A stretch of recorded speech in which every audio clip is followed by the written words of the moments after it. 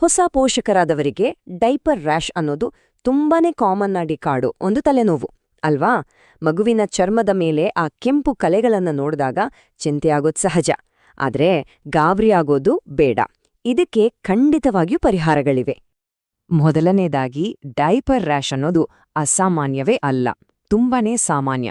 ಅಂದ್ರೆ ಸುಮಾರು 50% ಮಕ್ಕಳಿಗೆ ಒಂದಲ್ಲ ಒಂದು ಸಲ ಇದು ಬಂದೇ ಬರುತ್ತೆ. ಸೊ ಈ ವಿಚಾರದಲ್ಲಿ ಯಾರೂ ಒಬ್ಬಂಟಿಯಲ್ಲ ಅಂತ ಮೊದಲು ಅರ್ಥ ಮಾಡ್ಕೋಬೇಕು. ಆದ್ರೆ ಸಮಸ್ಯೆ ಏನಪ್ಪಾ ಅಂದ್ರೆ ಎಲ್ಲಾ ಕೆಂಪು ಕಲೆನೂ ನೋಡೋಕೆ ಒಂದೇ ಥರ ಕಾಣುತ್ತೆ. ಇದ್ರಲ್ಲಿ ಯಾವುದು ಸೀರಿಯಸ್, ಯಾವುದಕ್ಕೆ ಸುಮ್ನೆ ಮನೆಮದ್ದು ಸಾಕು, ಯಾವುದಕ್ಕೆ ಡಾಕ್ಟರನ್ನ ನೋಡಬೇಕು, ಈ ಕನ್ಫ್ಯೂಷನನ್ನೇ ಕ್ಲಿಯರ್ ಮಾಡೋದು ನಮ್ಮ ಇವತ್ತಿನ ಉದ್ದೇಶ. ಸರಿ, ಹಾಗಿದ್ರೆ ಬನ್ನಿ, ಡೈಪರ್ ರ್ಯಾಷ್ ಅಂದ್ರೆ ಏನು, ಅದನ್ನ ಹೇಗೆ ನಿಭಾಯಿಸೋದು ಅಂತ ಸ್ಟೆಪ್ ಬೈ ಸ್ಟೆಪ್ ಆಗಿ ನೋಡೋಣ.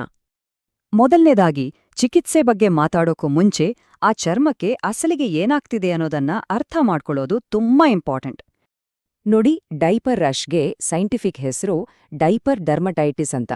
ಸಿಂಪಲ್ ಆಗಿ ಹೇಳೋದಾದ್ರೆ ಮಗುವಿನ ಚರ್ಮದ ಮೇಲೆ ಒಂದು ರಕ್ಷಣಾ ಕವಚ ಇರುತ್ತೆ. ಅದನ್ನ ಸ್ಕಿನ್ ಬ್ಯಾರಿಯರ್ ಅಂತ ಕರೀತೀವಿ.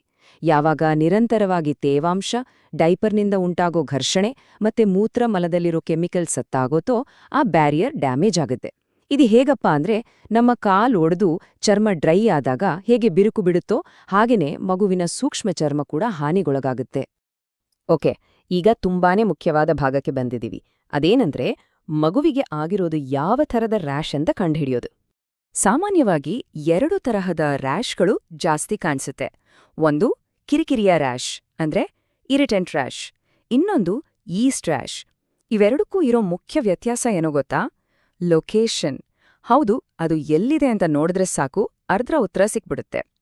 ಇರಿಟೆಂಟ್ ರ್ಯಾಷ್ ಡೈಪರ್ ನೇರವಾಗಿ ತಾಗೋ ಜಾಗದಲ್ಲಿ, ಅಂದ್ರೆ ಪೃಷ್ಠದ ಉಬ್ಬಿದ ಭಾಗದಲ್ಲಿ ಕಾಣಿಸ್ಕೊಳ್ಳುತ್ತೆ. ಆದ್ರೆ ಚರ್ಮದ ಮಡಿಕೆಗಳಲ್ಲಿ, ಅಂದ್ರೆ ಕ್ರೀಸಸ್ ಅಂತ ಹೇಳ್ತೀವಲ್ಲ, ಅಲ್ಲಿ ಹೆಚ್ಚಾಗಿರೋಲ್ಲ. ಅದೇ ಈಸ್ಟ್ ರ್ಯಾಷ್ ತೇವಾಂಶ ಜಾಸ್ತಿ ಇರೋ ಈ ಮಡಿಕೆಗಳ ಒಳಗೆ ಹುಟ್ಕೊಳ್ಳುತ್ತೆ.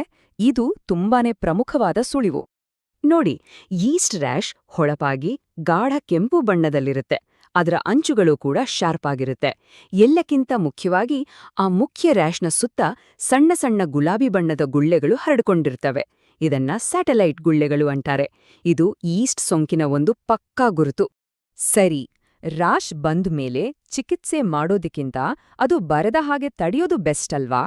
ಹಾಗಿದ್ರೆ ಅದಕ್ಕೊಂದು ಸಿಂಪಲ್ ಆದ ದಿನನಿತ್ಯ ಪಾಲಿಸಬಹುದಾದ ರೂಟೀನ್ ಬಗ್ಗೆ ಈಗ ನೋಡೋಣ.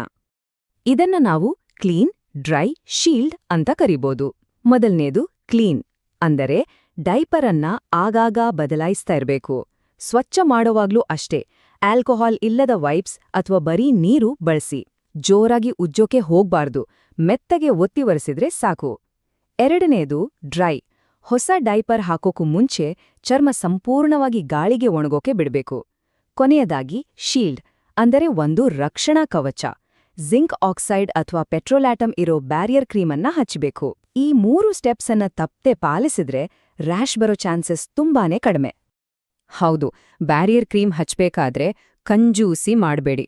ಕೇಕ್ ಮೇಲೆ ಐಸಿಂಗ್ ದಪ್ಪವಾಗಿ ಹಚ್ತೀವಲ್ಲ, ಅದೇ ಥರ ದಪ್ಪನಾದ ಲೇಯರ್ ಹಚ್ಬೇಕು. ಯಾಕಂದ್ರೆ ಇದು ಚರ್ಮಕ್ಕೆ ಒಂದು ಫಿಸಿಕಲ್ ಶೀಲ್ಡ್ ತರ ಕೆಲಸ ಮಾಡುತ್ತೆ. ಸರಿ, ಇಷ್ಟೆಲ್ಲ ಕೇರ್ ತಗೊಂಡ್ರೂ ಕೆಲವೊಮ್ಮೆ ರ್ಯಾಷ್ ಬಂದೇ ಬಿಡುತ್ತೆ. ಆಗೇನ್ ಮಾಡೋದು? ನಾವು ಮೊದಲು ನೋಡಿದ್ವಲ್ಲ, ಆ 2 ಸಾಮಾನ್ಯ ರ್ಯಾಷ್ಗಳಿಗೆ ಹೇಗೆ ಟ್ರೀಟ್ಮೆಂಟ್ ಕೊಡೋದು ಅಂತ ಈಗ ನೋಡೋಣ. ಇಲ್ಲೇ ತುಂಬಾನೇ ಮುಖ್ಯವಾದ ವಿಷಯ ಅಂದ್ರೆ ಸರಿಯಾದ ಕಾರಣಕ್ಕೆ ಸರಿಯಾದ ಚಿಕಿತ್ಸೆ. ಒಂದು ವೇಳೆ ಅದು ಬರೀ ಕಿರಿಕಿರಿಯಿಂದ ಬಂದಿರೋ ರ್ಯಾಷ್ ಆಗಿದ್ರೆ ಅದಕ್ಕೆ ಬ್ಯಾರಿಯರ್ ಕ್ರೀಮ್ ಸಾಕು. ಆದ್ರೆ ಅದು ಈಸ್ಟ್ ರ್ಯಾಷ್ ಆಗಿದ್ರೆ ಬ್ಯಾರಿಯರ್ ಕ್ರೀಮ್ ಕೆಲಸ ಮಾಡಲ್ಲ. ಅದಕ್ಕೆ ಫಂಗಸ್ ಅನ್ನ ಕೊಲ್ಲೋ ಆಂಟಿ ಫಂಗಲ್ ಕ್ರೀಮ್ ಬೇಕೇ ಬೇಕು. ಕ್ಲೋಟ್ರಿಮಜೋಲ್ ಅಥವಾ ಮೈಕೋನಜೋಲ್ ಇರೋ ಕ್ರೀಮ್ಗಳು ಮೆಡಿಕಲ್ ಶಾಪ್ನಲ್ಲಿ ಸಿಗುತ್ತೆ. ಇಲ್ಲೊಂದು ತುಂಬಾನೇ ಗಂಭೀರವಾದ ಎಚ್ಚರಿಕೆ ಇದೆ, ದಯವಿಟ್ಟು ಗಮನ ಕೊಡಿ. ಒಂದು ವೇಳೆ ರ್ಯಾಷ್ ಈಸ್ಟ್ ಇನ್ಫೆಕ್ಷನ್ ಇರಬಹುದು ಅನ್ನೋ ಅನುಮಾನ ಇದ್ರೆ ಯಾವುದೇ ಕಾರಣಕ್ಕೂ ಸ್ಟೀರಾಯ್ಡ್ ಕ್ರೀಮ್ ಅಂದ್ರೆ ಹೈಡ್ರೋಕಾರ್ಟಿಸೋನ್ ತರದ ಕ್ರೀಮ್ಗಳನ್ನ ಬಳಸಲೇಬಾರದು. ಯಾಕೆ ಅಂತೀರಾ? ಸ್ಟೀರಾಯ್ಡ್ಗಳು ಚರ್ಮದ ರೋಗ ನಿರೋಧಕ ಶಕ್ತಿಯನ್ನ ಕಡಿಮೆ ಮಾಡುತ್ತೆ. ಇದರಿಂದ ಫಂಗಸ್ ಇನ್ನಷ್ಟು ಜಾಸ್ತಿಯಾಗಿ ಸೋಂಕು ಮಿತಿಮೀರಿ ಹರಡೋ ಸಾಧ್ಯತೆ ಇರುತ್ತೆ. ಇದು ತುಂಬಾನೇ ಡೇಂಜರಸ್. ಸರಿ, ಮನೆಮದ್ದು, ಓವರ್ ದ ಕೌಂಟರ್ ಕ್ರೀಮ್ ಎಲ್ಲ ಸರಿ. ಆದ್ರೆ ಯಾವಾಗ ಡಾಕ್ಟರ್ ಹತ್ರ ಹೋಗ್ಲೇಬೇಕು, ಆ ರೆಡ್ ಫ್ಲಾಗ್ಸ್ ಯಾವುದು ಅಂತ ಈಗ ತಿಳ್ಕೊಳ್ಳೋಣ. ಈ ಲಿಸ್ಟನ್ನ ಗಮನದಲ್ಲಿಟ್ಕೊಳ್ಳಿ.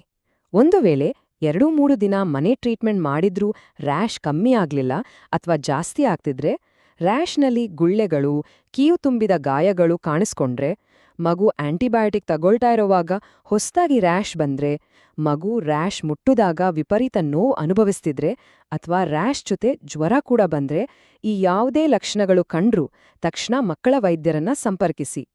ಒಟ್ಟಾರೆಯಾಗಿ ಹೇಳೋದಾದ್ರೆ ರ್ಯಾಶ್ ಯಾಕೆ ಬಂತು ಅಂತ ಅನ್ನೋ ಕಾರಣವನ್ನ ಅರ್ಥ ಮಾಡ್ಕೊಳ್ಳೋದೆ ಸರಿಯಾದ ಆರೈಕೆ ಮಾಡೋದಿಕ್ಕಿರೋ ಕೀಲಿಕೈ.